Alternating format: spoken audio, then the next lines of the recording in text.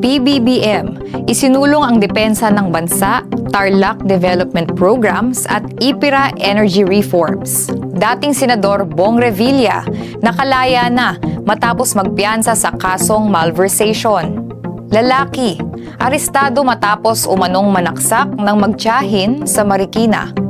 Utang ng Pilipinas, pumalo sa record high na halos 19 na trilyong piso nitong Hunyo. 8 milyong pisong utang, tinitignang motibo sa pagpaslang sa vlogger na si Mima Alicia.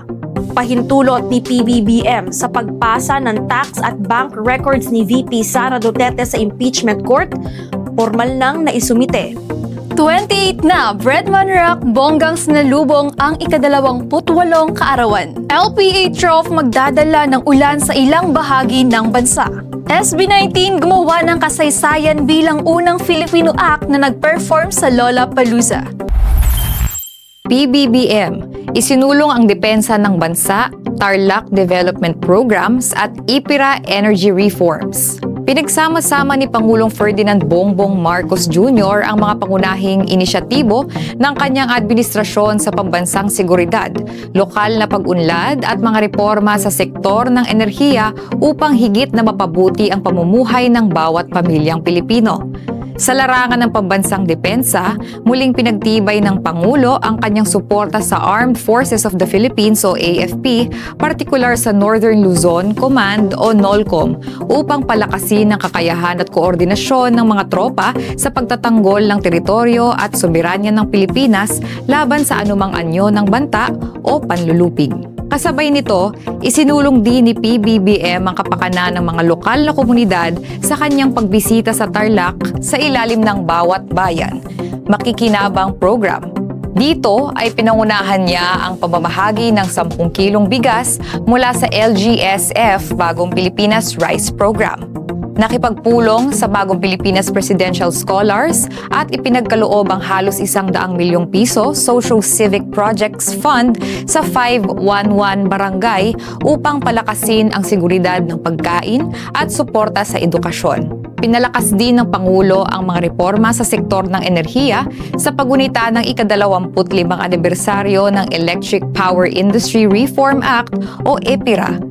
Muling formal na hiniling ni PBBM sa Kongreso ang pag-amyenda sa batas upang tuluyang alisin ang pagsingil ng system loss at kaukulang value-added tax o VAT sa buwanang bayarin sa kuryente. Kasabay nito, opisyal ding inagurahan ng Pangulo ang kauna-unahang Interactive Energy Museum sa bansa sa Bonifacio Global City, Taguig City na naglalayong magbigay ng kaalaman at mas malalim na pag-unawa ukol sa renewable energy at daloy ng kuryente sa kabahayan.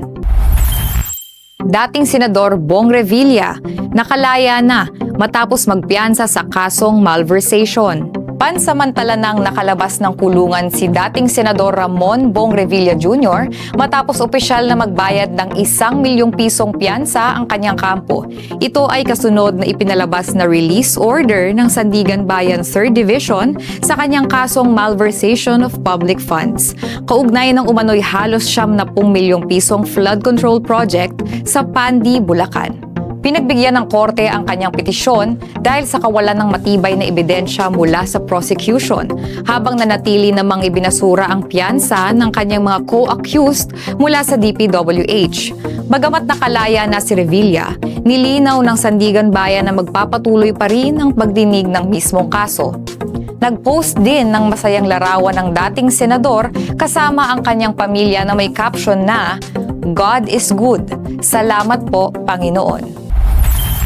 Lalaki, arestado matapos umanong manaksak ng magtiyahin sa Marikina. Sa pangunguna ni Mayor Maan Teodoro at ni Marikina City Police Chief, Police Colonel Jenny Tecson, naaresto ang isang 39 na taong gulang na lalaki na sospek sa pananaksak sa kanyang 28 taong gulang na kapitbahay at 10 taong gulang nitong pamangkin sa Barangay Malanday, Marikina City.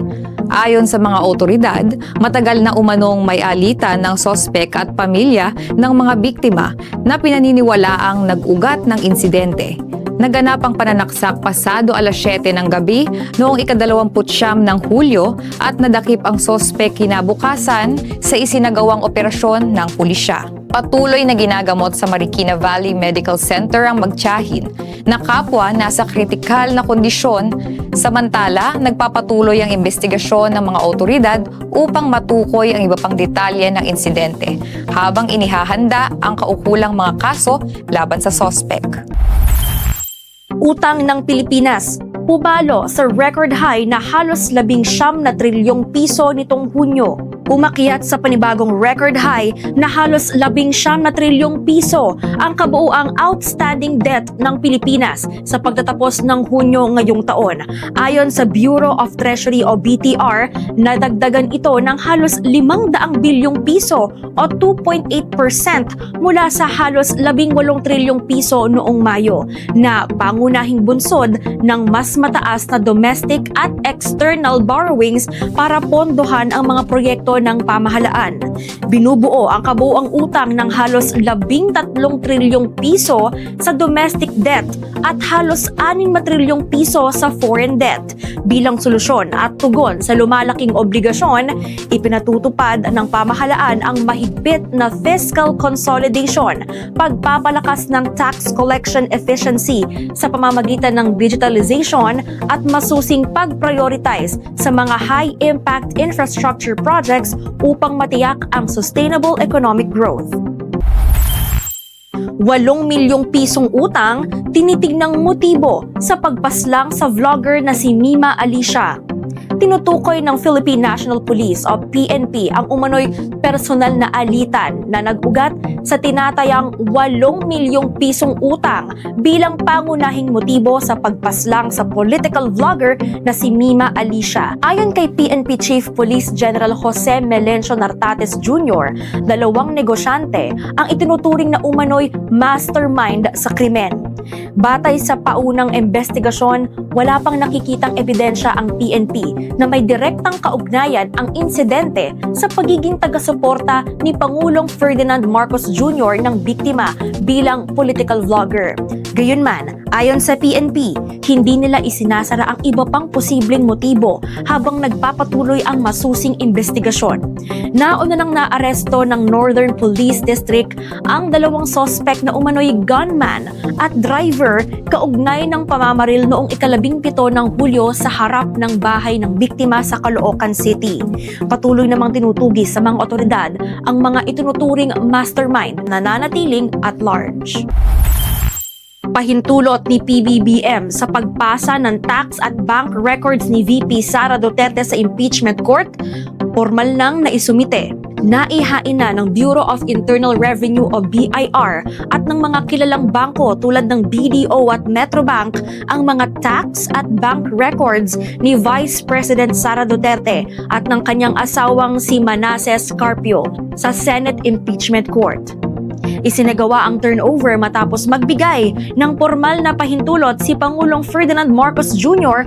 alinsunod sa itinakda ng batas. Ayon kay Palace Press Officer Claire Castro at House Prosecutor Representative Terry Didon ng Bicol Saro, ang hakbang na ito ng Pangulo ay pagtalima sa due process at transparency sa ilalim ng Section 71 ng Tax Code na nag-aatas ng prayor na pag-apruba ng Pangulo bago buksan ang confidential tax documents. Nilinaw rin ni Presiding Officer Senator Cheese Escudero na kinakailangan ang legal clearance na ito para sa pagkuha ng opisyal na ebidensya. Gagamitin ang mga nasabing record bilang pundasyon sa Article 2 o Unexplained Wealth ng impeachment complaint. Sinusuri ng prosecution panel ang itinuturing na halos humigit kumulang 6 na bilyong pisong transaksyon mula 2006 hanggang 2025 upang ikumpara sa mga nadeklarang halaga sa Statements of Assets, Liabilities, and Net Worth o SALN ng Vice Presidente.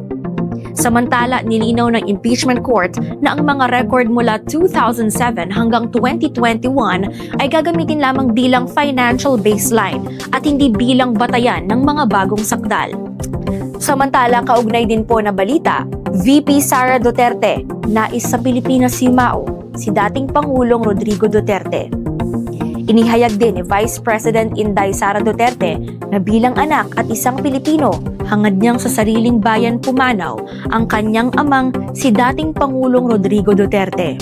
Kasalukuyang nakakulong ang 81 anyos na dating Pangulo sa International Criminal Court o ICC Detention Center sa The Hague, Netherlands dahil sa kasong crimes against humanity kaugnay ng war on drugs ng kanyang nakaraang administrasyon. Ayon kay VP Sara, bagamat napag-usapan na nila ang mga tagubilin sakaling bawian ito ng buhay sa loob ng kulungan, nananatili ang kanilang panawagan na makabalik ito sa Pilipinas.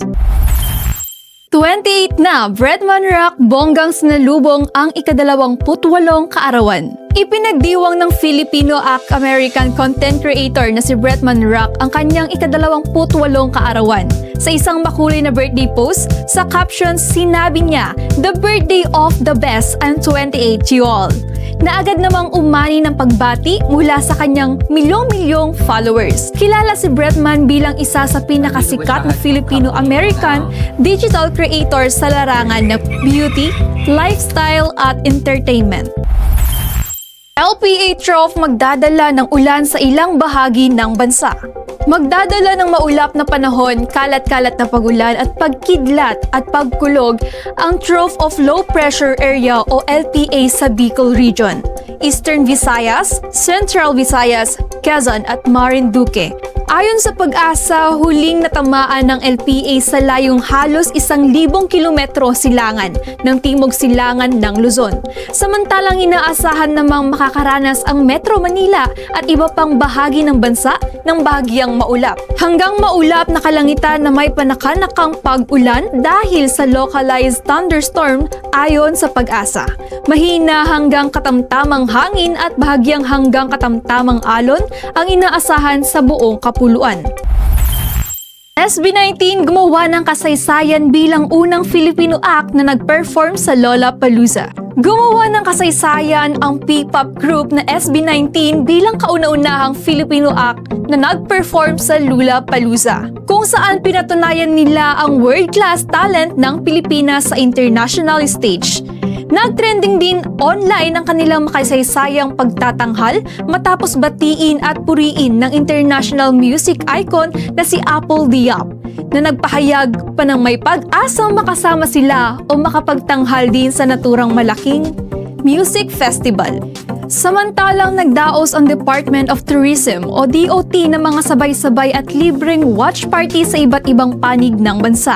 Kabilang ang pangunahing Luneta Palooza sa Rizal Park Open Air Auditorium sa Maynila at mga hiwalay na pagtitipon sa Cebu, Pampanga at Davao upang suportahan at ipagdiwang ng sama-sama ng mga tagahanga o 18 ang makasaysayang tagumpay ng grupo bilang mga opisyal na tourism ambassador ng bansa. Ayan, maraming salamat po sa pagtutok sa ating balitaan ngayong gabi. Pero bago tayo tuluyan magpaalam, Miss Jen and Miss Chanel, gusto ko lang batiin ang ating SB19 para sa kanilang napaka-successful na Lollapalooza performance. Oo, sino bang inyong favorite doon? Ako favorite ko talaga dun, Miss, si Justin, dahil siya ang tinuring ang bunso ng group. At talagang pinapanood ko sila nung pandemic. Talagang bumili ako ng ticket kahit online lang ang kanilang performance. Fan na fan pala si Miss Chanel. Yes. Ako naman po, Miss Sarah, ang bet na bet ko dyan, si Stel. Kasi nung napanood ko yung pag-host niya sa Showtime, grabe yung saya at entertainment na pinakita niya sa mga manonood. Ako, ang favorite ko, si Josh. Kasi di ba nagra-rap siya? May talent siya para sa mabilis magsalita. Ako kasi kahinaan ko yun eh. So, ayun. Kaya, mga kaisa, patuloy po nating supportahan ang ating SB19. Yes, at yan ang mga balitang dapat ninyong malaman. Ito si Chanel Cruz. Para sa iba pang balita, tumutok lang sa One Pilipinas sa Facebook, TikTok at YouTube. Ako po si Jen Marbella. At ako naman po, si Sara Villas. Nag-uulat para sa nagkakaisang One Pilipinas.